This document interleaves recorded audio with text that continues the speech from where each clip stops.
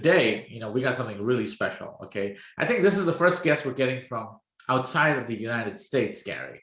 No, that's right. We're going international. We're going international. I'm telling you, we're making the big move here on the Retail Perch. And so we have Michael Haase from Plant Jammer, and I've been reading up on Plant Jammer and your bio and your background, and it's fascinating what you guys are doing. And I can't wait to hear from you, Michael. And so if you can take a few minutes and just give us a little bit about you as an individual, where'd you come from, what inspired you to do Plant Jammer, and, what's the vision? So here you go.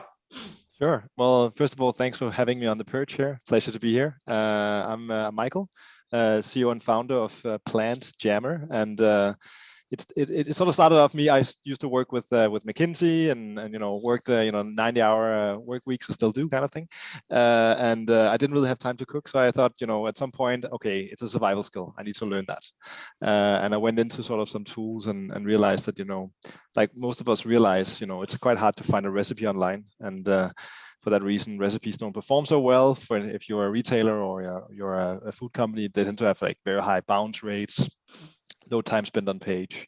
And I thought we could do something smarter that's more exciting. Because once you're into food, you can really make a difference on things. It's like you can stop food waste, you can eat more plant-based, you can become more sustainable in all kinds of ways, and it's within your realm of control. And I found that exciting. So I started Plant Jammer, hired some, got some funding, hired some data scientists, and we started working on food pairing. Like, how do ingredients go well together?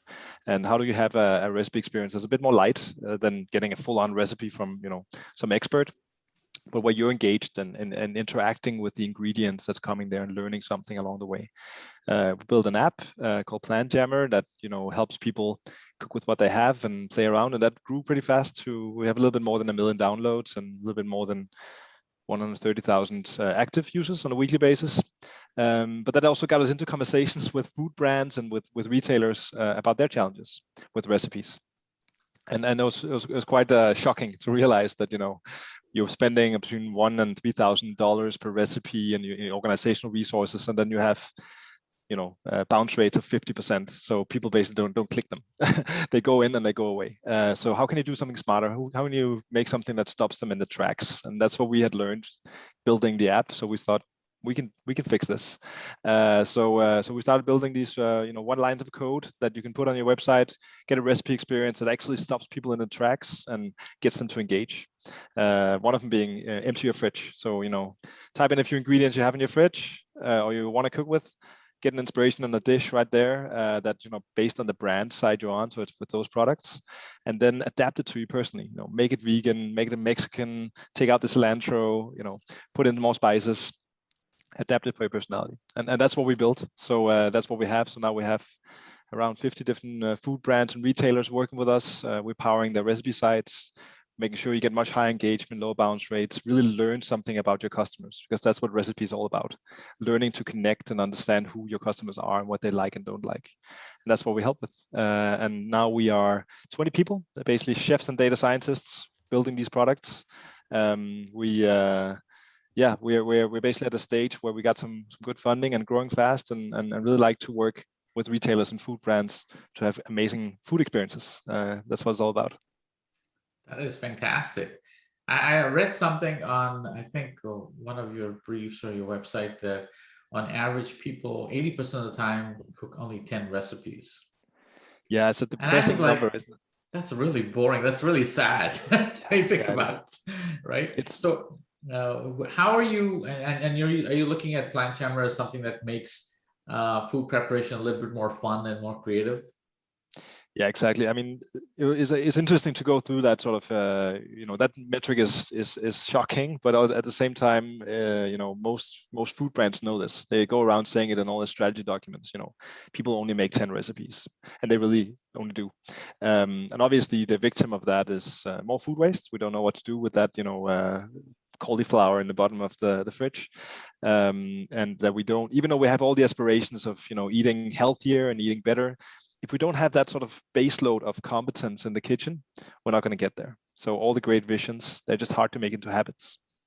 So that's what we try to make easier, to make that journey easier from this is what I want to eat to this is what I actually eat, and actually go in there and making that fun and delightful and playful and a learning experience rather than a chore.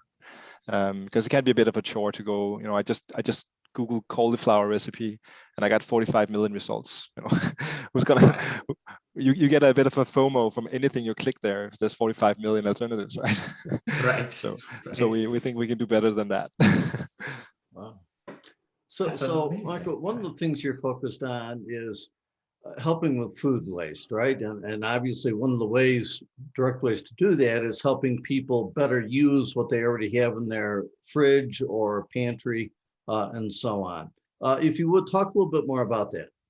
Yeah, absolutely. So it's interesting when we think of food waste. Immediately, most of us get this mental picture of a dumpster in the back of a canteen or a restaurant or a retailer, and all the food waste sort of piling up. That's super obvious, and that's what you see in the news and so on.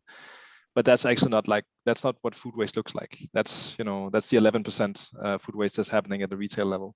The 44% is happening in the home. So the right place to point at if we're going to really take this huge problem seriously is ourselves and our own fridges. It's the sad carrots in the bottom of the fridge that's really sort of the impactful change that we can make.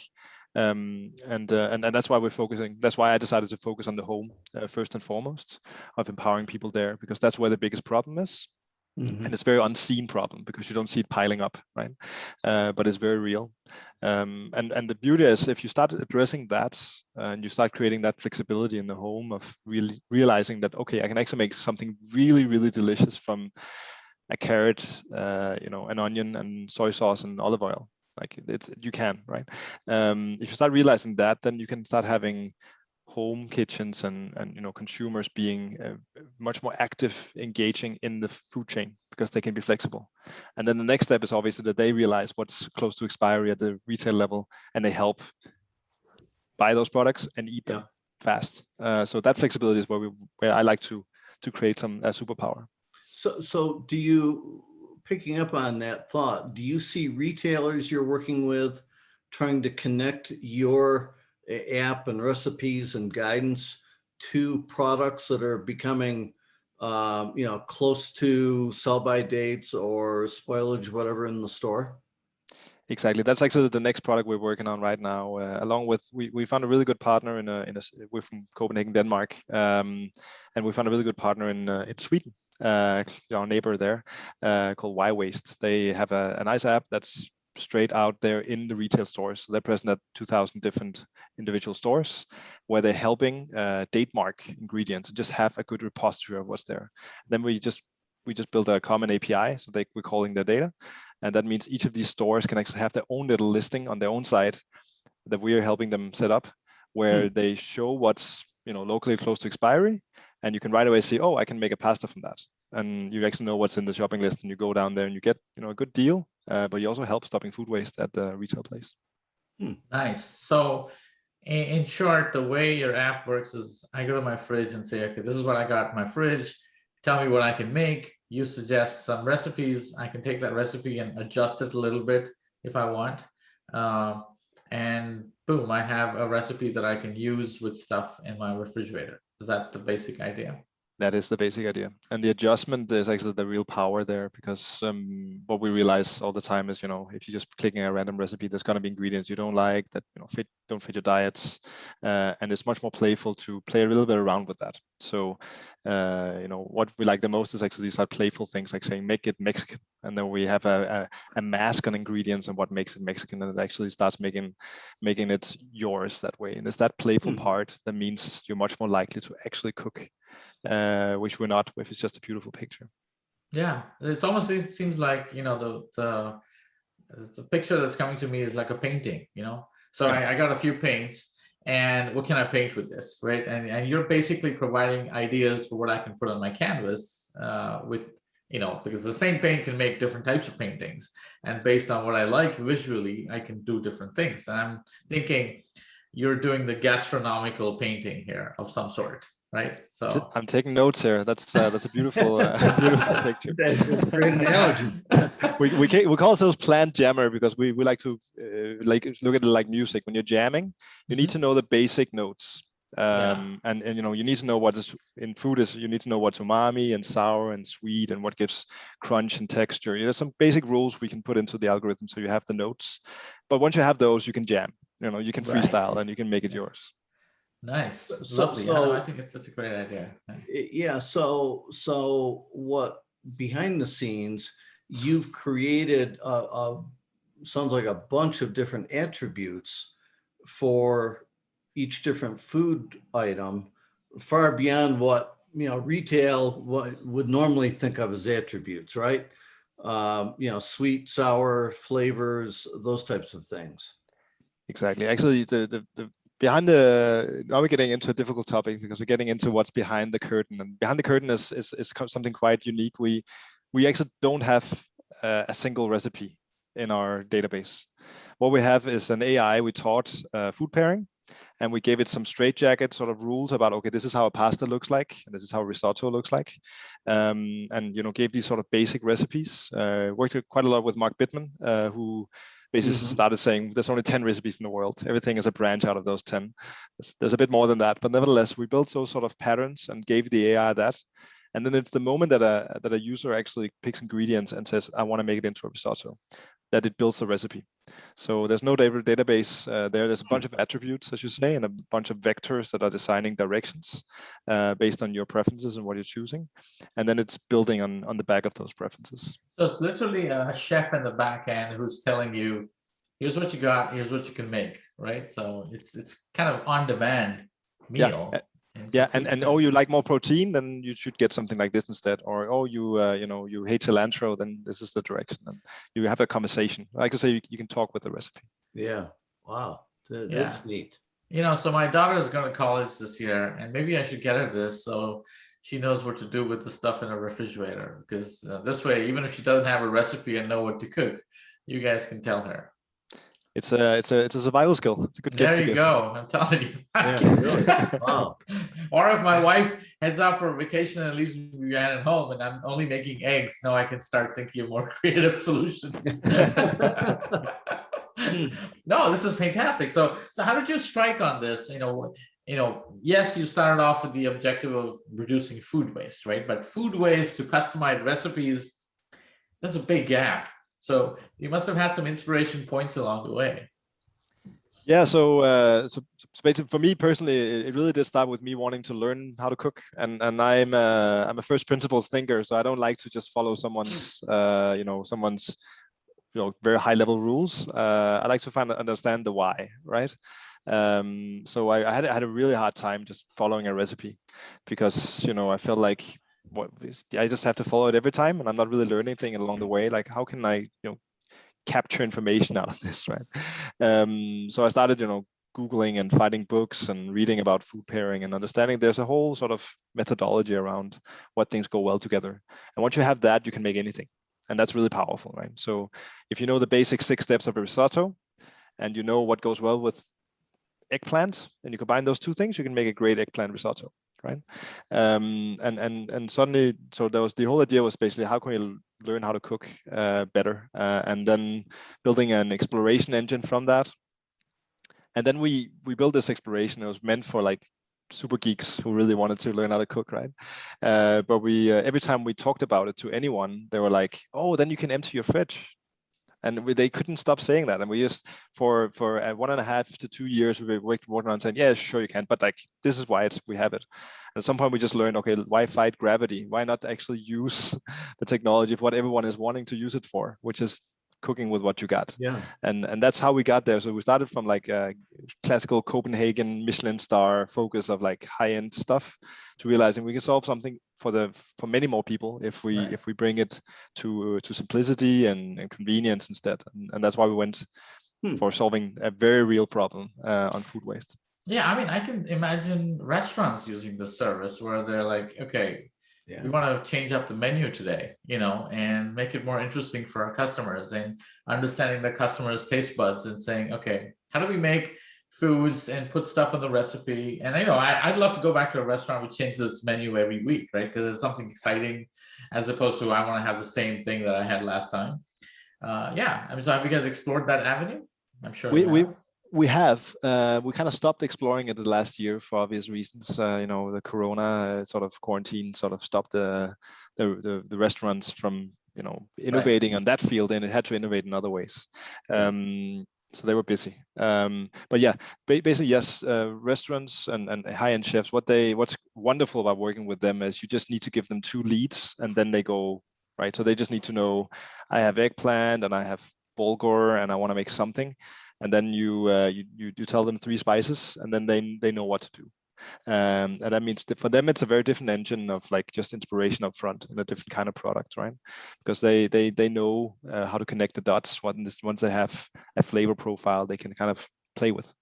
So it's very much focused on the food pairing again and the reasons why. You know, okay, here are 3 great umami ingredients, and they choose one and then they go, right? Yeah. Right. There's a different kind of product. It's not one we built yet, but we've done a lot of mock-ups and talked to a lot of restaurant people along the way, and it's definitely it's in the block of things that we would love to do at some point. Yeah, I can see that. So do you guys offer like an API where, let's say I have a list of products, it could be a shopping list in an app, and I pass it to you and say, and you come back to me and say, hey, here's the list of recipes that I think will go with the stuff that you have, which is basically the same thing of what do I have in my fridge, right? Totally, and that's exactly what we got.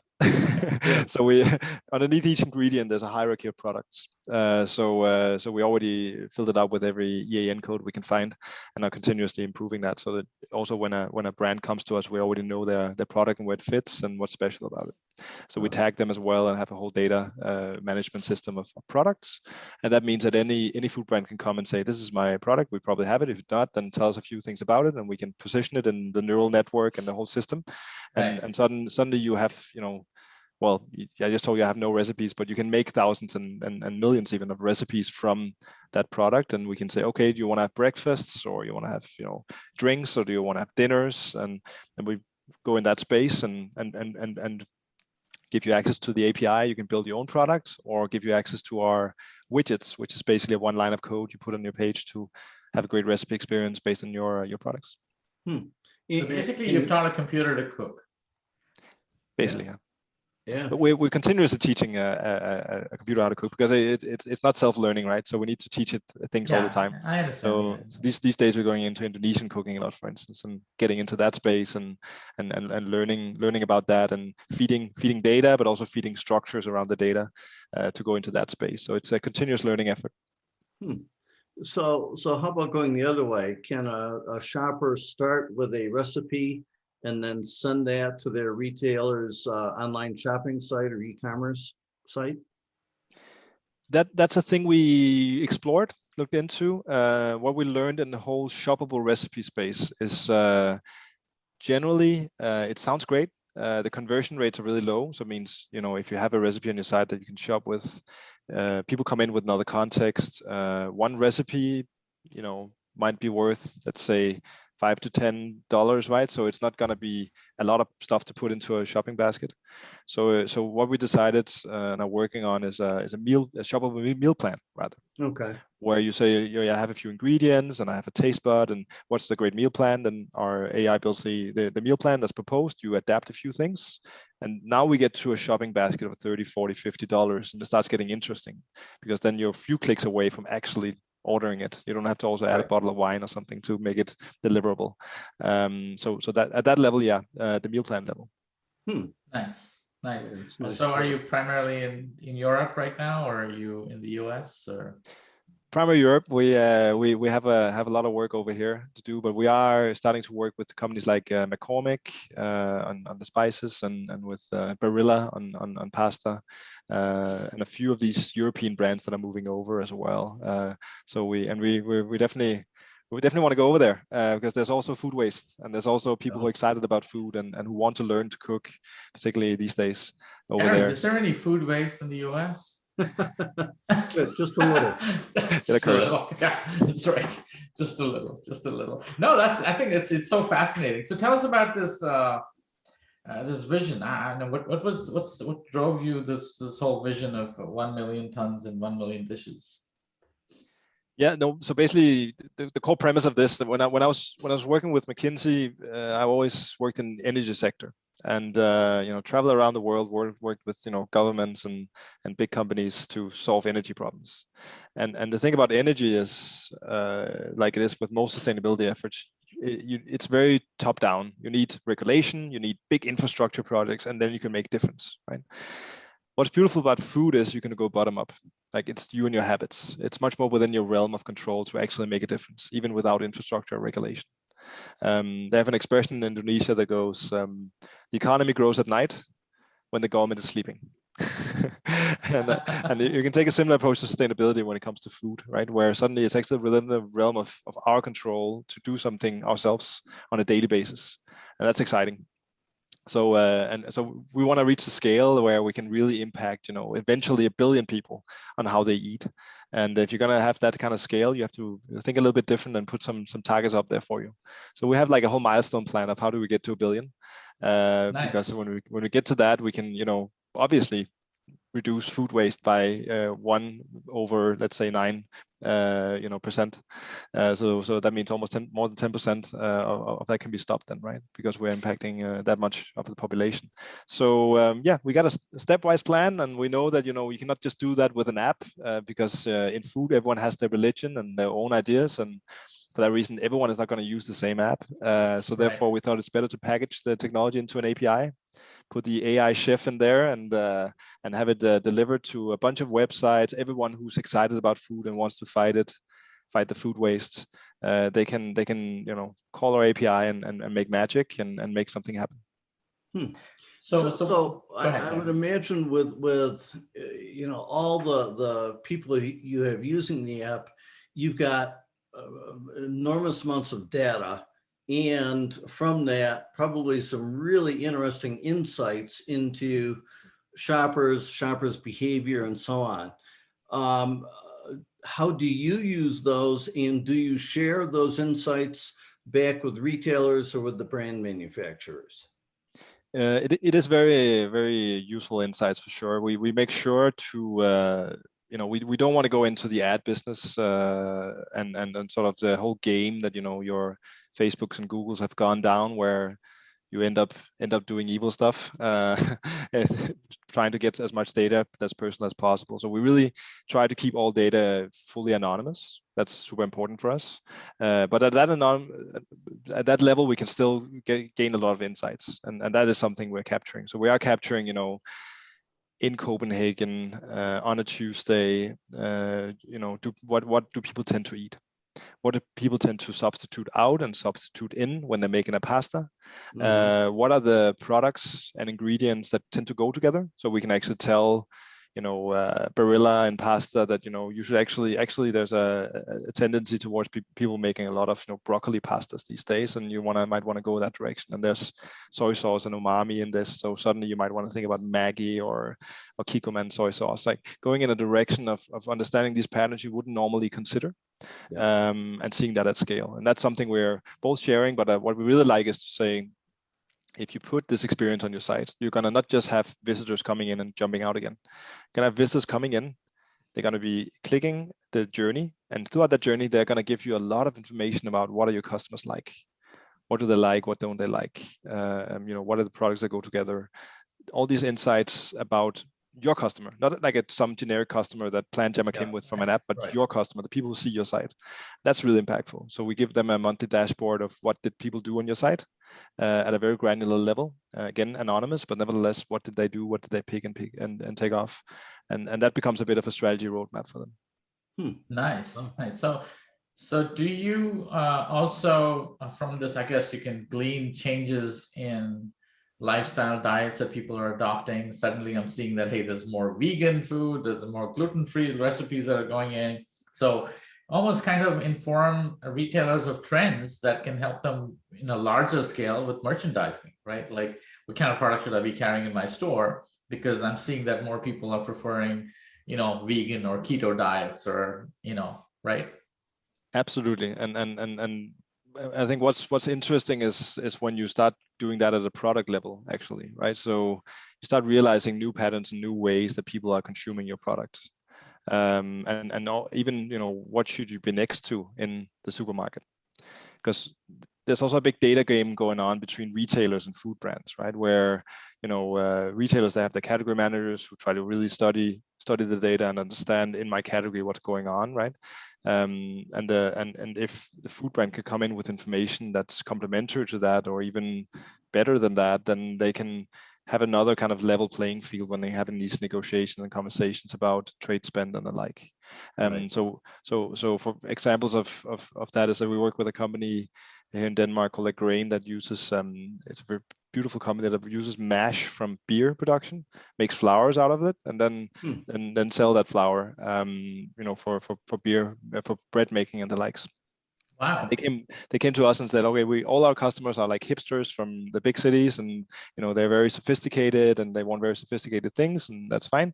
So we built an experience around that, but we also dropped in a few other kinds of recipes there, and then we learned a lot of surprises. We realized actually their audience is not at all what they thought it was. It was actually quite busy mothers who were making easy muffins, which is like the easiest thing you can make, because it's just making a batter for pancake, putting it into to the oven, and you got muffins. And it was a very different audience, and they suddenly had to actually push, and it was food muffins, so it's basically positioning them next to the veggies in the supermarket. They could go and actually tell other kinds of supermarkets than just a high-end one for hipsters that, hey, we're actually relevant for your audience. If you put it next to the carrots and the beetroots, and by the way, beetroot chocolate is a great match. So something over there, and you give a little recipe here, then you can actually have proper takeoff. So you get these surprising data points that brings you into great conversations that can become win-win situations at a retailer brand conversation. So maybe this is a stupid question, I'm going to ask you anyway. How do you make sure the recipe that your AI chef suggests is going to taste good? I eat a lot. You don't look like it, Michael. I also run a lot. No. So basically, obviously we do test as much as we can. We cannot test everything, that's impossible. But what we make sure is to be very systematic about how we test, and as long as there are certain patterns, like for instance saying when it comes to volumes of ingredients, there's ratios that are quite constant between ingredients that should always be there. So make sure that these basic rules are always there, and then test those rules. So we don't have to test every recipe, but we test the rules. So when we're making a certain baking recipe, we really test the ratios between your liquids and your flours. Proportions of ingredients in a recipe, right? That's an example, right? And then another one is like you need to have certain balances of flavors. So if you're consistently making dishes without any sour components, you're gonna lack depth of the flavor, because that creates that sort of balance of it. So making sure that we are always capturing the rules, and then enforcing the rules so that the AI doesn't just do whatever it pleases. That's fascinating.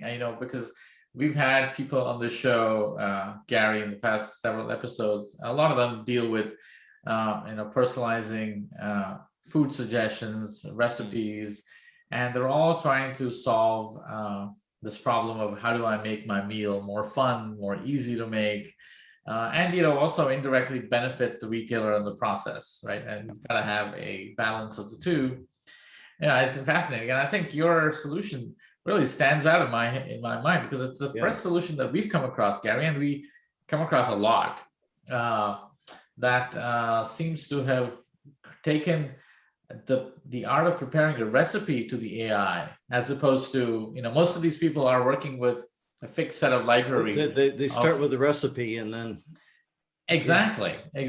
Yeah, no, I think it's amazing what you're doing. And I think I can see, I'm just thinking, if I'm a hunter gatherer and I decide to go out in the forest, it would be nice if you have an app which says you can eat that, you can eat that, you can eat that, and here's what you can make with it. But that's how I am in my kitchen, because my wife is always complaining when I go in to cook. She says, okay, leave me out of it, just take care of it, and don't get me involved, because I'm always asking her, where is this, where is that, where is this? And it's always a problem trying to put stuff together. Now, if I could just get my hands on whatever I can reach, and then ask Plant Jammer, okay, what can I make with this? That would be amazing. So you can. There you go. I'm going to try it out. Hey, listen, I'm going to try the app out. Yeah, I love sorry. Go ahead. I love the analogy of, you've taught a computer or an AI how to cook. That's it. That's it. But Yeah. now in fear of spilling the beans here, we there are certain rules that you can use also outside of the app, outside of our software to just bring on.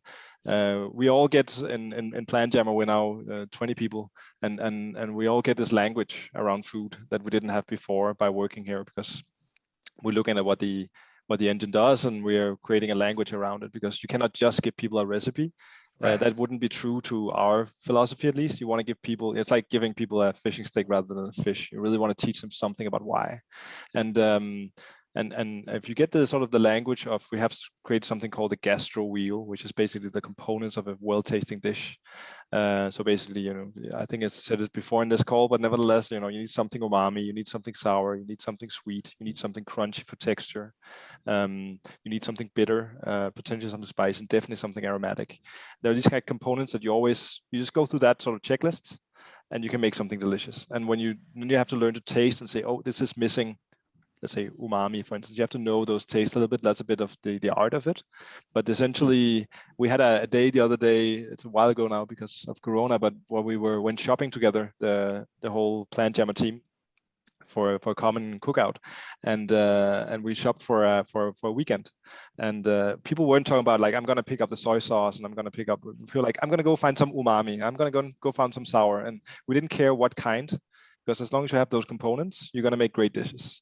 Right. And that's sort of the whole sort of logic behind that what we learned by listening to an AI, look at patterns. Yeah. Nice. So you've got these basic ingredient types, if I can call it that, mapped to products that you can go buy in a supermarket, right? So basically a catalog of products has now been, it's an attribute that's added to every single product saying, hey, is this an umami? Is this a sour? Is this a vegetable? So on and so forth. So you can now take these combinations, put them in the proportions that are required to make a dish.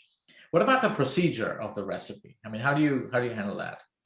Yeah, that was brute force. So basically, we needed to really go deep on that and saying, okay, if you're gonna roast an eggplant, what are the 4 ways of doing that in an oven at different settings, and depending on what you want, and we actually build those methods.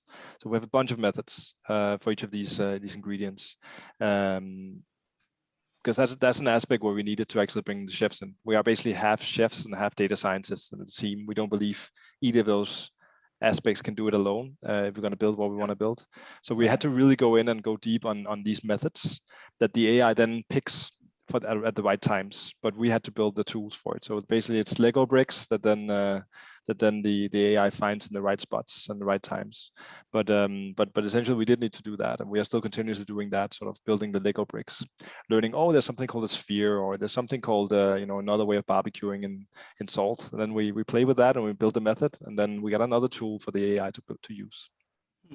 So that's important. Like, there's one world of people where like the chef is like this artistic, intuition-based, genius who makes things up from intuition, and then there's this other world where everything is an AI that just does it for you because it can learn language. So why wouldn't it be able to learn cooking? We don't believe in any of those two worlds. We believe actually it's in the space between, where you have some acquired knowledge from years of cooking that you put into rules, and then you apply the AI of food pairing on top, and suddenly you start getting the powerful stuff. It's a space in between, and that's why we're not afraid of like Google trying to do this, because they're not going to have a bunch of chefs working on it. They're going to just take the AI approach. It's in the space between, which is hard to build because chefs and data scientists, they're very different creatures. So getting them to talk the same language. One is cooking data, the other is cooking vegetables. Right? So. Totally. Also, one likes to put stuff into boxes and one likes to take stuff out of boxes. And conceptually, it'd be hard to problem solve with those two animals in the room. But that's what we learned to do, and that's probably our biggest organizational sort of spice, is that we've been able to get those two into one room and actually talk the same language. That's fascinating. So you guys are you also going in the direction of, hey, I've got some dietary restrictions based on my health, and I can't eat certain kinds of foods, or I can't do this and I can't do that. So is that an input that goes into your system as well when you suggest recipes? Yes, so we have properties, meaning tags on each ingredient, each product that identifies is this for keto? Is this friendly for gluten-free? Is this vegan? Does this have high amino acids, threonine in it? At a very granular level, having these tags that enables us to say, okay, make this protein rich or make this keto. And then on top of that, we also gather our own database of the nutritional data behind, so we can also both tell you how many carbs it is, but also say if this is going to be low calorie, what to do, and exactly show you the impact. So it's quantitative, not just based on tags. So that way we combine those two data points and tell the AI, hey, by the way, you can only choose between all the things that's been tagged keto now. Give us the best food pair within that space, and then it gets there. So that's part of the database behind to have that mask on the data as well. Nice. No, I mean I'm gonna download the app. Is it available in the United States? Yeah, it is. It is, yeah. Okay, good. We have so much more in our API than in the app. It's good to try the app to learn the technology, but the real power is one with all the stuff you can build on top, because a lot of the stuff we built the base for, but didn't put in the app because we're focusing on the B2B front and serving food brands and retailers right now, and that's really our core focus. But the beauty of when you start doing this exercise is you go from a world of, if you have a lot of diets or a lot of sort of health goals with your eating, it can feel like a world of scarcity, right? Where like, oh, there's all this stuff I cannot eat. And you feel like it's, you're limited in a corner. But what we're learning is, once we're really doing the work on the tagging and on the data here, is that almost no matter what diet and almost no matter what health goal you have, there is abundance out there. We have a pretty abundant food world where you will be able to make, thousands of great dishes at all time and simplification levels, and at all taste levels as well. So that's the beauty of it, that realizing there's abundance everywhere in food. Yeah, I mean, it's like having 6 strings on a guitar and you can make a world of tunes, right? So you just need 6 strings. But that's amazing. I mean, I'm fascinated. I mean, obviously, like every time, Gary, we have these amazing guests on our show, we don't realize how time passes. But I think we got to get Michael back on here in a few months. Yes. It looks like you guys are charging the hill here big time. And I'm so excited to see you guys, a solution like this come up, because I think it's so needed, right? The world needs it. I can see, all aspects of the world, whether you're looking to customize your diet, or you're looking to reduce food wastage, or you just want to get creative because you're tired of stuff that you've been eating, the last 2 weeks, and you want a change. I can see this adapting to a lot of people. So amazing. Gary, any questions? Yeah, go ahead. Yeah, no, this has been great. And yeah, I agree with Shekar. What you're doing is really fascinating. A completely different approach to this whole space than I think we've ever encountered before. And we talk to a lot of different companies. Yeah. That's something, Michael. Go ahead. That's a big compliment.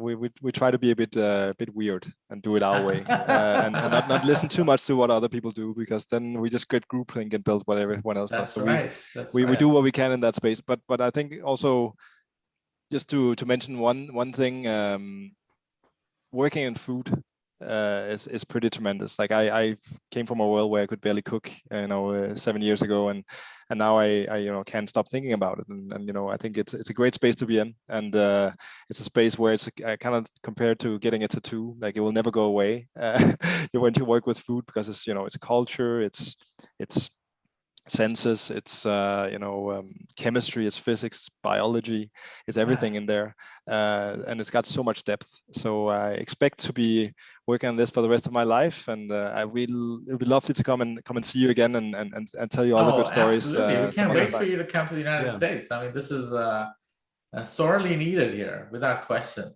So, and I think coming out of this whole epidemic here, people are I'm sure they're excited about cooking at home, but you can only be so excited for so long, right? And I think they need creative solutions to see, what can I do? And I think a solution like yours would be fantastic.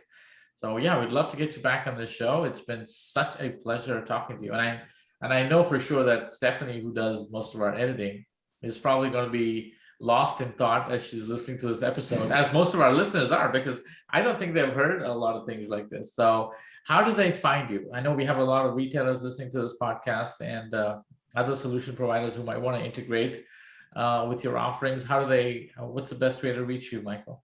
Yeah, so you can. Thanks for asking that. You can reach me on plantjammer.com. So it's plants like plants, and then jammer because we like for you to cook like it's a jazz band in the kitchen. So plantjammer.com. You can also find me on LinkedIn, Michael Haase, plantjammer, for sure. And michael@plantjammer.com is my mail. Fantastic. Well, we'll make sure that people reach out to you. Yeah, Gary. Amazing. All right. No, this has been great. Thanks for being with us, and we'll look forward to getting you back. Yeah, and Michael, I mean, what a fascinating conversation. I know it's not very often that I get excited about listening to an episode that we record, but I'm going to be listening to this because I'm sure there were so many things that I missed in the conversation. And because you said so many things that just set light bulbs, bells ringing in my head that I might have missed a few sentences here and there. But I congratulate you for everything that you've done. And we're so excited that you are going down this path, sorely needed solution. And, if there's retailers out there who are thinking about how you can be more responsible in retail, help your shoppers find more creative solutions. And I think it's a great engagement tool if you can get this on your website. You let your shoppers, clearly it drives more engagement, right? So I think it's something that retailers should really, really closely pay attention to and reach out to Michael if there's any interest, and or email us at the Retail Perch at birdseye.com. We're happy to get you guys connected. And Michael, I can guarantee you we're going to get some questions from people and they're going to want you back on the show. So amazing. You're giving me shivers down my spine out of all these nice words. Thank you so much. And thank you for a lovely conversation. No, it's been fantastic. And, I just want to, again, I didn't come into this podcast, honestly. I know I read up your background and I kind of looked at your website, but this is like times 10, what I expected. So this is, this has been fantastic for me. In fact, I'm so excited. I'm going to go tell my wife to download your app and try the next meal. Let's go to the refrigerator and try this thing and try this meal out and put a review out. That'll be fantastic. But anyway, listen, I want to thank all the listeners. I know it's been an amazing episode here with Michael. Thank you so much for joining us and your continued support. But we do want to say something that we leave every guest with, which is if you give us your mailing address, we'll actually send you the Retail Perch coffee mug. So next time you come to this episode, you can be drinking coffee from the Retail Perch coffee mug. So make sure you drop that email off to Stephanie. She'll make sure that you get a mug from our podcast, and you're welcome anytime back here, Michael. Thank you. All right. Thanks for being with us. Make sure to join us every Monday and connect with us at the Retail Perch on Instagram and Facebook. And if you have any questions, feel free to email us at theretailperch@birdseye.com. Until next time, this is Shekar. And this is Gary signing off.